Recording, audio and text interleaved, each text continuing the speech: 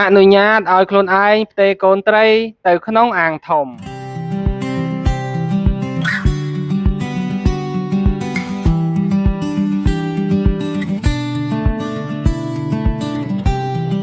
ាទនេះគឺជាអាងដែលខ្ញុំត្រៀមបាទផ្ទេរកូនត្រីសម្បុករបស់ខ្ញុំចូលបាទបន្តភាគពីវីដេអូថ្ងៃមុនដែលខ្ញុំបានបង្ហាញបងប្អូនត្រឹមផ្ទេរកូនត្រីអាយុប្រមាណ5ទៅ7ថ្ងៃក្រោយចេះស៊ីចំណី2 3ថ្ងៃកន្លងមកខ្ញុំផ្ទេរទៅក្នុងធុងពណ៌ខៀវបាទខ្ញុំចិញ្ចឹមក្នុងធុងពណ៌ខៀវហ្នឹងបានប្រហែលជាចង់មួយខែបងប្អូនហើយឃើញថាឥឡូវគឺធំគ្រាន់តែមិនធំល្អទេដោយសារតែអត់ទៅមានចំណីផងហើយនេះគឺជាអាងបាទអាងក្រៅតង់បាទទំហំបាទបដោយ2ទទឹង1បាទ1ម៉ែត្រគុណ2ម៉ែត្រកម្ពស់កន្លះម៉ែត្រតែទឹកយើងដាក់បានប្រហែលជាពីទឹកបាទពីទឹកទេអត់ហ៊ានដាក់ច្រើនខ្លាចវាធ្លាយបាទហើយឥឡូវនេះគឺខ្ញុំបានរៀបចំទឹករួចរាល់បងប្អូនបាទរៀបចំទឹកពីម្សិលមិញគ្រឿងដែលខ្ញុំដាក់នៅក្នុងអាងនេះមានអំបិលបាទគ្រឿងកូលរបស់យើងបាទអំបិលខ្មែរយើងហើយនឹងស្លឹកឆានេះបងប្អូនស្លឹកឆាខ្ញុំចងជាមួយស្បៃមុងអញ្ចឹងទៅយើងស្រួលពេលដែលយើងលាងអាងប្រមូលទៅវាអត់អាចជាប់ច្រើនហើយនេះគឺដូងគេតាំងលម្អបងប្អូនខ្ញុំឃើញពូគាត់បដោះមកដោះខ្ញុំកាត់មកកូនដើមយកមកបដោះសាកបាទបងប្អូនមានចោតមានស្រ័យបាទលម្អគ្រាន់បានត្រីមួយលុបបាទតាមបច្ចេកទេសចំណូលចិត្តរៀងៗខ្លួនអញ្ចឹងឥឡូវនេះគឺទឹករៀបចំរួចរាល់បងប្អូនបានឃើញអញ្ចឹងទឹករៀងលឿងបាទលឿងប៉ុណ្នេះហ្មងហ៎បាទប៉ុន្តែ2 3ថ្ងៃក្រោយពេលដែលស្លឹកឆាត់នេះចេញជាតិម្ដងបន្តិចហ្នឹងទឹកអាចឡើងខ្មៅជាងនេះបូករួមជាមួយកកត្រីក្រឹមរបស់យើងអាចត្រីក្រឹមបាទអញ្ចឹងទីទៀតនេះខ្ញុំនឹងទេបាទកូនត្រីពីធុងខៀវៗហ្នឹងចូលមកក្នុងអាងចិញ្ចឹមមួយនេះបាទឥឡូវនេះគឺបាទយកកូនត្រី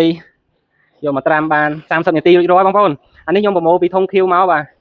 ពីសម្បុកបងប្អូនហើយបានប៉ុណ្នេះទេបាទមានទូចមានធំបាទមានក្បាលសបុកមានចុងសបុកវាជាធម្មជាតិទេប៉ុន្តែមកចំណីយើងបានដិតដល់ទៅវាធំស្រស់គ្នាច្រើនហើយមួយរយៈនេះរកចំណីអត់បានអញ្ចឹងទៅក៏វាវល់តាមហ្នឹងហើយណាមួយទៅជាធ្លាក់ទឹកដៃហើយឥឡូវចាប់តែម្ដងបងប្អូនបាទអញ្ចឹងក៏ចង់ចែករំលែកជូនបងប្អូនដែរថាកត្តាដែលសំខាន់បំផុតជួយឲ្យការបង្កាត់នៅសល់កូនបាទគ្រាន់បើបងប្អូន